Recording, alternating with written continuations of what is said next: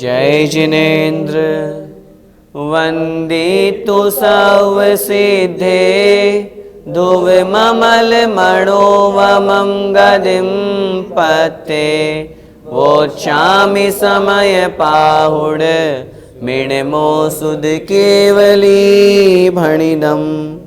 पंच परमेष्ठी भगवान की जय हो।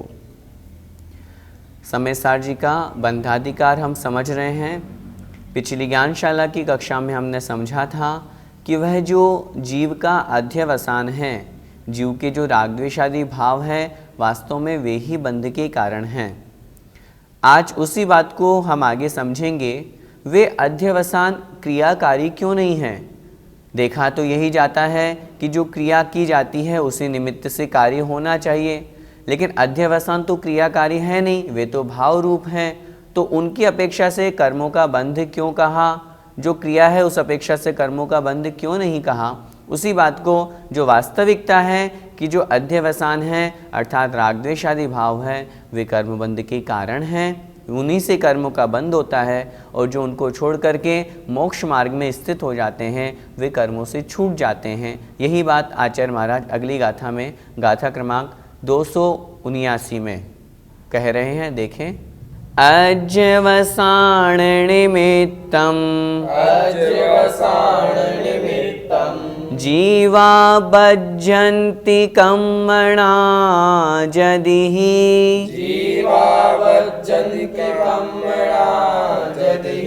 मुच्यन्ति मोक्षमग्गे ठिदायते किं करोसि तुमं। बोलिए, अध्यवसान निमित्तम जीवा बज्जन्ति कर्मणा जदिहि मुच्यन्ति मोक्षमग्गे ठिदायते किं करोसि तुमं। अध्यवसान निमित्तं जीवा बज्जन्ति कर्मणा जदिहि मुच्यन्ति मोक्षमग्गे ठिदायते किं करोसि तुमं। देखें गाथा का अर्थ, अध्यवसान निमित्तम, अध्यवसान के निमित्तम अर्थात निमित्त से। अध्यवसान से तात्पर्य जो हमने पहले समझा, जीव के जो राग द्वेषादि रूप परिणाम हैं, भाव हैं, वे अध्यवसान कहलाते हैं। उस अध्यवसान के निमित्त से जीवा अर्थात जीव बज्झन्ति बंधते हैं। किससे? कर्मणा अर्थात कर्म से। जीव कर्मों से क्यों बंधता है? अध्यवसान के निमित्त से। राग द्वेषादि रूप परिणाम किए, उस कारण से कर्म का बंध हुआ। यदि ही, यदि वास्तव में ऐसा है, जो वास्तविकता हमने समझी क्या है कि जब हमने समझ लिया कि जीव अध्यवसान के निमित्त से, राग द्वेषादि रूप परिणाम के निमित्त से कर्मों से बंधता है। और मुच्यन्ति मोक्षमग्गे, मुच्यन्ति अर्थात मुक्त होते हैं अर्थात छूटते हैं। मोक्षमग्गे अर्थात मोक्ष मार्ग में, ठिदा मतलब जो स्थित हैं।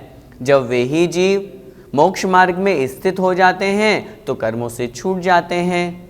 यह मतलब, और इस कारण से ते किम करोसि तुमम, ते मतलब वे, किम मतलब क्या, करोसि करता है, तुमम अर्थात तू, तो फिर तू क्या करता है? कहने का तात्पर्य है तो फिर तुम क्या कह रहे हो, क्यों ऐसा कह रहे हो? जैसा कि पूर्व गाथा में समझा कि मैं जीवों को छुड़ाता हूँ, मैं जीवों को बांधता हूँ, ये जो तुम कह रहे हो ये तुम क्यों कह रहे हो? तुम्हारा ऐसा कहना तो निष्प्रयोजन है, किसी काम का नहीं है, क्योंकि तुम कौन होते हो जीवों को बांधने वाले और छुड़ाने वाले?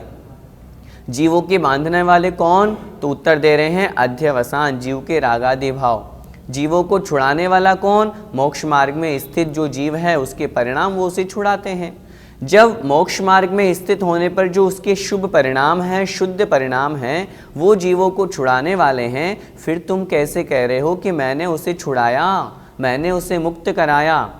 जीव क्यों बंधता है उसका कारण आचार्य महाराज ने बताया। जीव के राग द्वेषादि जो भाव हैं, अध्यवसान हैं, वे उसे कर्मों से बांधते हैं। फिर तुम कैसे कह रहे हो कि मैंने उसे बांधा, मैं उसे बांध सकता हूँ? वास्तव में ये जो तुम्हारी बुद्धि है, जो हमने पिछली कक्षा में समझा था, पिछली गाथा में समझा था, वो मिथ्या ही है। इसीलिए आचार्य भगवान उस बुद्धि को मिथ्या सिद्ध करने के बाद में यहाँ पर वास्तविकता बता रहे हैं कि तुम किसी को बांध नहीं सकते, तुम किसी को छुड़ा नहीं सकते। तो कौन बांधता है और कौन छुड़ाता है, वो यहाँ पर कह रहे हैं। एक बार फिर से गाथा का अर्थ देखें। अध्यवसाय निमित्तम, अध्यवसान के निमित्त से, अर्थात जीव के जो राग द्वेषादि भाव है उनके कारण से जीवा बद्धन्ति कर्मणा, जो जीव हैं वे कर्म से बंधते हैं।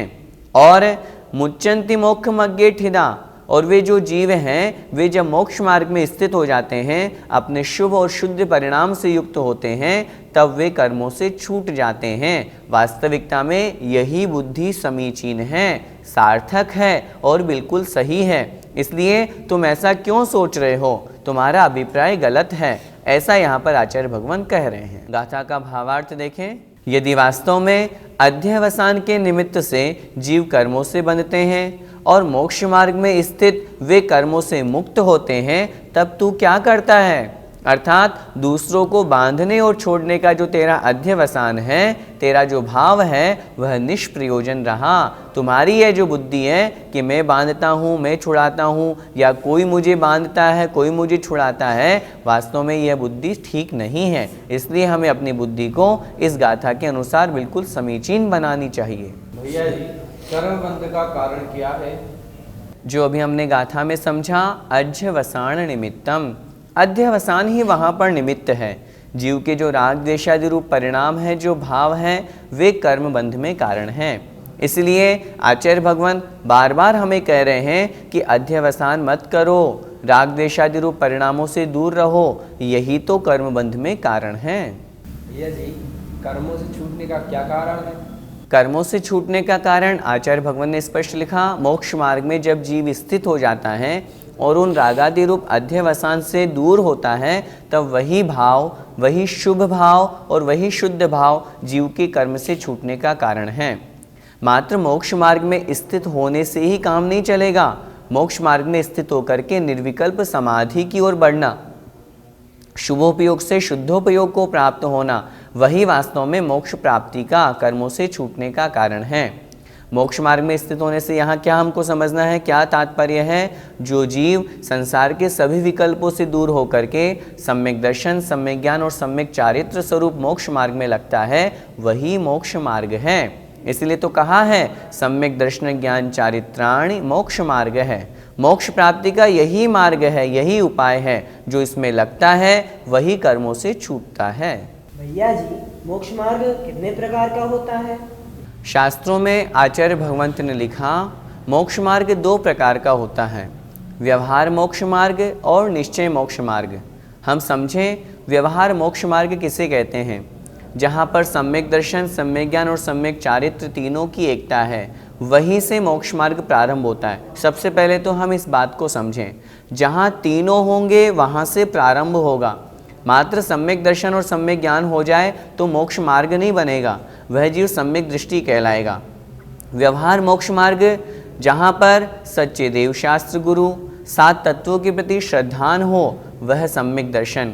जहाँ इनका ज्ञान हो वहाँ सम्यक ज्ञान, और जहाँ आचरण हो, चारित्र हो, जहाँ पांचों पापों का पूर्ण रूप से त्याग हो, महाव्रतों का पालन हो, 28 मूल गुणों का पालन हो रहा हो, दिगंबर वेश जहाँ पर हो, कर्णान्यों की अपेक्षा से 6वां 7वां गुणस्थान जहाँ हो, वहाँ व्यवहार मोक्ष मार्ग है। तीनों जहाँ पर भेद रूप में हैं वे व्यवहार मोक्ष मार्ग। जब ये तीनों ही रत्न, तीनों ही सम्यक दर्शन, सम्यक ज्ञान और सम्यक चारित्र एक में एक रूप हो जाते हैं, आत्म स्वरूप हो जाते हैं, जब आत्मा में डुबकी लग जाती है, आत्मा में लीनता हो जाती है, जिसे हम शुद्धोपयोग कहते हैं, जिसे हम वीतराग स्वसंवेदन कहते हैं, जिसे हम आत्मानुभूति कहते हैं, वहाँ पर निश्चय मोक्ष मार्ग होता है। व्यवहार मोक्ष मार्ग को अपनाए बिना निश्चय मोक्ष मार्ग नहीं हो सकता। मोक्ष मिलेगा निश्चय मोक्ष मार्ग से ही, लेकिन निश्चय तक पहुँचने के लिए व्यवहार को अपनाना ही पड़ेगा। हम इस बात को और अच्छी तरह से समझें, कोई भी मोक्ष मार्ग झूठा या सच्चा, हम ऐसा जो भेद करते हैं ऐसा नहीं है। दोनों मोक्ष मार्ग सच्चे हैं। क्या छठवें सातवें गुण स्थानवर्ती मुनि महाराज जो व्यवहार मोक्ष मार्गी हैं वे क्या झूठे कहे जाएंगे? जो लोग व्यवहार को हे ही कहते हैं, व्यवहार को झूठा बताते हैं, तो क्या 28 मूल गुणों का पालन करना व्यर्थ है? उस व्यवहार के बिना मोक्ष, व्यवहार के बिना निश्चय कैसे होगा? सभी शास्त्रों में स्पष्ट लिखा है, व्यवहार में भेद रूप कथन होता है, निश्चय में अभेद रूप कथन होता है। सम्यक दर्शन, सम्यक ज्ञान, सम्यक चारित्र जब व्यवहार रूप में हो तब तीनों एक साथ हो, जरूरी नहीं। चतुर्थ गुणस्थानवर्ती जीव के सम्यक दर्शन है, सम्यक ज्ञान है, अभी चारित्र 1% भी नहीं है। पांचवें गुणस्थान में आया, एक देश व्रतों का पालन कर रहा है, एक देश चारित्र है। छठवें सातवें गुणस्थान को प्राप्त हुआ, पूर्ण रूप से पापों का त्याग हुआ, सकल चारित्र वहां पर हुआ। इसलिए मोक्ष मार्ग का प्रारंभ छठे गुणस्थान से ही होगा, उसके पहले नहीं। लेकिन ऐसा भी हो सकता है जब छठे सातवें गुणस्थानवर्ती मुनि महाराज हैं वे सम्यक दर्शन, सम्यक ज्ञान, सम्यक चारित्र तीनों से युक्त हैं, लेकिन जब वे ध्यान अवस्था में लीन होते हैं, शुद्धोपयोग को प्राप्त होते हैं, तो वे ही मुनि महाराज निश्चय मोक्ष मार्गी कहलाते हैं। शुक्ल ध्यान अथवा शुद्धोपयोग से युक्त होते हैं तो वे रागादि विकार परिणामों से, कषायों से दूर होते हैं, इसलिए उनकी निश्चय रूप अवस्था बनती है। इस प्रकार मोक्ष मार्ग 2 प्रकार का होता है, ऐसा समझना चाहिए। भैया जी, तो फिर हमें क्या करना चाहिए? पंडित दौलत राम जी ने 6 डाला लिखी है। उन्होंने तीसरी ढाल में सबसे पहले लिखा, आत्म को हित है सुख, सो सुख आकुलता बिन कहिए, आकुलता शिव माही न ताते, शिवमग लाग्यो चाहिए। शिव अर्थात मोक्ष। आपने प्रश्न किया हमें क्या करना चाहिए? हमें शिवमग अर्थात मोक्ष मार्ग में लगना चाहिए। मोक्ष जब भी होगा, मोक्ष मार्ग को प्राप्त करने से ही होगा। आज तक जिन जीवों ने मोक्ष को प्राप्त किया है वे पहले उस मोक्ष मार्ग में लगे हैं, तब मोक्ष को प्राप्त किए हैं। घर बैठे बैठे मात्र शुद्धोपयोग की चर्चा करने से या व्यर्थ की बातें करने से मोक्ष नहीं होने वाला, आत्मा का कल्याण नहीं होने वाला। आत्मा का कल्याण तो जब मोक्ष मार्ग में लगेंगे, व्रत नियम संयम का पालन करेंगे तभी होगा। लेकिन मात्र व्रत नियम संयम के पालन में ही स्थित रह जाएं ऐसा भी नहीं है। उनका पालन करते करते शुद्धोपयोग रूप जब परिणति होगी तब जीव को कर्मबंध छूटेगा, नवीन कर्मबंध नहीं होगा, पूर्वकृत कर्मों की निर्जरा होगी और उस जीव को मोक्ष होगा। इसलिए हमें क्या करना चाहिए? अभी हम गृहस्थ में हैं, हम समय सार जी पढ़ रहे हैं, बहुत अच्छी तरह से हम समझें, मात्र इसे पढ़ना नहीं है, अपने जीवन में भी उतारना है। हम जो समय सार जी पढ़ रहे हैं इसको पढ़ करके कम से कम हम इतना तो करें, हमारा राग द्वेष कम हो। जो हम संसार में फंसे हुए हैं उन उलझनों से हम अपने को सुलझाएं। कुछ तो हमारे जीवन में परिवर्तन आना चाहिए। यदि हमारी मिथ्या धारणा है हम समीचीन धारणा बनाएं। यदि हम ऐसा मानते हैं शरीर को आत्मा, आत्मा को शरीर मानते हैं, उसे हम ठीक करें, सम्यक दर्शन को प्राप्त करें, व्रत नियम संयम का पालन करें, मोक्ष मार्ग प्राप्त करने की भावना रखें। नहीं मुझे तो मुनि ही बनना है, और मुनि बनने मात्र से भी नहीं, मुनि बन करके 28 मूल गुणों का आगम के अनुसार पालन करके मुझे तो शुद्धोपयोग को प्राप्त होना है, समस्त विकारी भावों से दूर होना है। इस तरह का यदि हम भाव रखेंगे तो हमारा पढ़ना सार्थक होगा। इस गाथा का पद्यानुवाद पढ़ते हैं। रागादि से जब की बंधन जीव पाते, आरूढ़ मुक्ति पथ पे मुनि मुक्ति जाते, मैं बांधता जगत को अथवा छुड़ाता, तेरा विकल्प फिर वो किस काम आता। इसलिए आचार्य भगवान कह रहे हैं इस विकल्प को छोड़ और वास्तविकता की पहचान कर। अगली गाथा जो हम पढ़ रहे हैं उसमें भी आचार्य भगवान यही कह रहे हैं कि तुम ऐसा मानते हो कि मैंने किसी को दुखी किया, तुम किसी को दुखी नहीं कर सकते, वो तो स्वयं अपने कर्मों से दुखी होता है, कर्म का उदय आता है, इसलिए जीव दुखी होता है, चाहे हम हो चाहे आप हो। देखें अगली गाथा।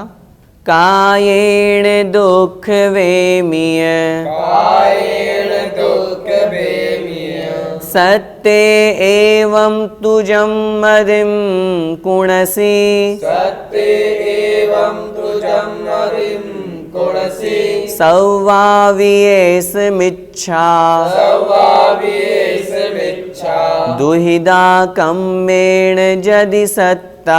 दुहिदा कम्मेण यदि सत्ता। बोलिए कायेण दुख वेमीय सत्य एवं तुजं मदिं कुणसि सौवावियेषमिच्छा।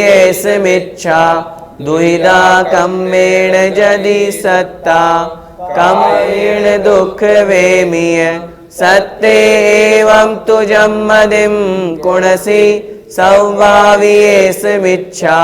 दुहिदा कम्मेण यदि सत्ता। देखें गाथा का अर्थ, कायेण दुख वेमीय, कायेण अर्थात शरीर से, दुख वेमीय दुखी करता हूँ। मैं किसी जीव को शरीर से दुखी करता हूँ, सत्य अर्थात जीवों को। एवं इस प्रकार, तू अर्थात तुम्हारी, जम अर्थात जो, मदिम कुणसी बुद्धि करते हो, इस प्रकार की जो तुम ऐसी बुद्धि करते हो, इस प्रकार की बुद्धि रखते हो, तुम जो ऐसा सोचते हो, क्या कि सत्य अर्थात जीवों को कायेण दुख वेमीय, शरीर से मैं दुखी करता हूँ, मैंने किसी जीव को शरीर से मारा, इस प्रकार का सोच करके यदि तुम यह सोचते हो कि मैंने उसी दुखी किया, सव्वावि एस मिच्छा, यह सब बुद्धि, सव्वावि मतलब सभी, एस मतलब यह जो बुद्धि है, ऐसा जो विचार है, मिच्छा अर्थात मिथ्या है। इस प्रकार का यह सारा का सारा विचार मिथ्या है। दुहिदा कम्मेण यदि सत्ता, क्यों है मिथ्या? क्योंकि वास्तविकता क्या है? दुहिदा दुखी होते हैं, कम्मेण कर्म के उदय से, यदि मतलब क्योंकि, सत्ता मतलब जीव। जितने भी सत्व है, सत्व का तात्पर्य जीव, संसार में जितने भी प्राणी हैं वे सब कर्म के उदय से ही दुखी होते हैं, अपने परिणामों से ही दुखी होते हैं। इस कारण से मैंने किसी को दुखी किया, शरीर का किसी के ऊपर अपघात किया, उपघात किया, किसी को मारा, ऐसा सोच करके यदि कोई ऐसी बुद्धि बनाता है कि मैंने उसे दुखी किया, तो आचार्य भगवान कह रहे हैं तुम्हारी ऐसी बुद्धि मिथ्या है। क्यों है मिथ्या? क्योंकि जीव तो अपने कर्म के उदय से दुखी होते हैं, तुम्हारे करने से दुखी नहीं होते। तुम यह सोचो कि मैंने दुखी किया, मैं दुखी बना सकता हूँ, ऐसा सोच करके तुम किसी को कष्ट दे रहे हो, तो यह तुम्हारी बुद्धि गलत है, मिथ्या है। वास्तविक बुद्धि, वास्तविकता क्या है? जीव अपने कर्मोदय से ही दुखी होते हैं। गाथा का भावार्थ देखें, मैं शरीर से प्राणियों को दुखी करता हूँ, यह जो तेरी बुद्धि है वह झूठी है। क्योंकि जो जीव दुखी होते हैं वे अपने अपने कर्म के उदय से दुखी होते हैं। तो कौन होता है किसी को दुखी बनाने वाला? उसका कर्म है, इसलिए वह दुखी हो रहा है, ऐसा सोचना चाहिए। भैया जी, आचार्य महाराज एक ही बात को बार बार क्यों दोहरा रहे हैं? आचार्य महाराज की ये हम जीवों के ऊपर असीम अनुकंपा है, करुणा है, इसलिए बार बार समझा रहे हैं। बड़े वात्सल्य भाव से वे हमें समझा रहे हैं कि भाई ऐसे नहीं समझे तो ऐसे समझो। वो जानते हैं हम अज्ञानी हैं, हम मिथ्या बुद्धि रखने वाले हैं, अनादिकाल से हम संसार में परिभ्रमण कर रहे हैं। क्यों कर रहे हैं? क्योंकि हम सम्यक ज्ञान को प्राप्त नहीं कर पाए। पहले भी हमने बहुत प्रवचन सुने, बहुत जिनवाणी सुनी, लेकिन अभी तक हमारी बुद्धि ठीक नहीं हुई। अब यदि एक ही बात को जब बार बार कहते हैं तो आज नहीं तो कल, एक बार, दो बार, 5 बार, जब 10 बार हम किसी बात को बार बार सुनते हैं तो हमें वो याद हो जाती है, फिर हमारी धारणा वैसी बन जाती है। इसलिए आचार्य महाराज की तो हमारे ऊपर असीम अनुकंपा है। एक उदाहरण से हमें समझ में नहीं आया, फिर दूसरा उदाहरण दिया, उससे समझ में नहीं आया, फिर तीसरा उदाहरण दिया। सभी शास्त्रों में यही है। यदि आप सार की बात करोगे तो सब शास्त्रों का सार तो एक यही है कि जीव अलग है और पुद्गल अलग है, बस अपने आत्म स्वरूप में लीन हो जाओ। लेकिन इतना मात्र कहने से हर कोई व्यक्ति मोक्ष मार्ग में नहीं लग जाता। उसे वास्तविकता का परिचय कराने के लिए अनेक नए नए उदाहरण दिए जाते हैं। इसलिए ऐसा नहीं है कि बार बार दोहरान कर रहे हैं, वो तो हमें समझा रहे हैं। हमें समझना चाहिए, हम एक में भी समझ सकते हैं और 10 समझ में आए या 10 उदाहरण दिए उनको भी अच्छी तरह से समझ करके हमें अपनी धारणा आगम के अनुसार बनानी चाहिए। इसलिए करुणा भाव के कारण से आचार्य महाराज ऐसा कह रहे हैं, हमें उसे स्वीकार करना चाहिए। भैया जी, कर्म कितने प्रकार के होते हैं? कर्म मुख्य रूप से 3 प्रकार के, द्रव्य कर्म, भाव कर्म और नो कर्म। हम अभी यहाँ पर उनकी चर्चा नहीं कर रहे हैं। उनकी अपेक्षा से जो दो मुख्य भेद कहे गए हैं, पुण्य कर्म और पाप कर्म, वो हम यहाँ पर समझते हैं। जिन पुण्य कर्म के उदय से जीव को सांसारिक सुख की प्राप्ति होती है वे पुण्य कर्म कहलाते हैं। पाप कर्म के उदय से जीव संसार में दुखी होता है, उसे कष्ट होता है, उसे बीमारियाँ होती है। इस प्रकार कर्म के ये दो भेद कहे हैं, साता वेदनीय, असाता वेदनीय। जो जीव को सुखी करे वो साता, जो दुखी करे वह असाता। जैसे गोत्र कर्म के दो भेद, उच्च गोत्र, नीच गोत्र। जो उच्च कुल में उत्पन्न होता है अपने आप को सुखी महसूस करता है, नीच कुल में उत्पन्न होना दुख का कारण कहा गया है। इस प्रकार से पुण्य और पाप रूप से कर्म दो प्रकार के कहे गए हैं। भैया जी, तो क्या कोई किसी को मारता है तो वह दुखी नहीं होता? किसी को मारने पर कोई दुखी ही होता हो ऐसा नियम नहीं है। यदि हम ऐसा मानेंगे कि कोई किसी को मारता है तो वह दुखी होता है, तो फिर जितने मुनि महाराजों ने उपसर्ग सहन किए तो सामने वाले ने उनको दुखी किया, उनको मारा, उनको कष्ट पहुंचाया, तो फिर उन मुनि महाराज को दुखी होना चाहिए, जबकि वे तो दुखी नहीं होते हैं, वे तो और समता परिणाम को धारण करते हैं। पार्श्व पुराण में लिखा, अगर कमठ या वह कमठ का जीव यदि पार्श्वनाथ भगवान के जीव पर उपसर्ग नहीं करता तो उन्हें आज तक केवल ज्ञान नहीं होता। कहने का तात्पर्य है कोई किसी को दुखी नहीं बनाता, वे चाहे तो दुखी हो, न चाहे तो साम्य परिणाम को धारण करें। सामने वाले ने मारा, मुनि महाराज के ऊपर उपसर्ग किया, तलवार से घात किया, या किसी शालिनी ने, शेर ने किन्हीं मुनि महाराज को खाया, मुनि महाराज दुखी नहीं हुए, वे तो और समता परिणाम धारण करके वे तो उनके कर्म बंध में को काटने में निमित्त बने, कर्मों की निर्जरा उससे और अधिक हुई। तभी तो आचार्यों ने कहा है उपसर्ग परिशहों को सहन करने से कर्मों की निर्जरा ज़्यादा होती है। तो वे तो और अधिक अपने परिणामों को उस तरह बनाते हैं कि वे दुखी नहीं होते हैं। चिरौंजा बाई जी का एक उदाहरण मुझे याद आ रहा है। चिरौंजा बाई जी की शादी हुई 18 वर्ष की उम्र में। उस समय उनके पति की उम्र थी 20 वर्ष की। उनके घर में उनकी एक वृद्धा माँ थी, बस 3 ही प्राणी थे।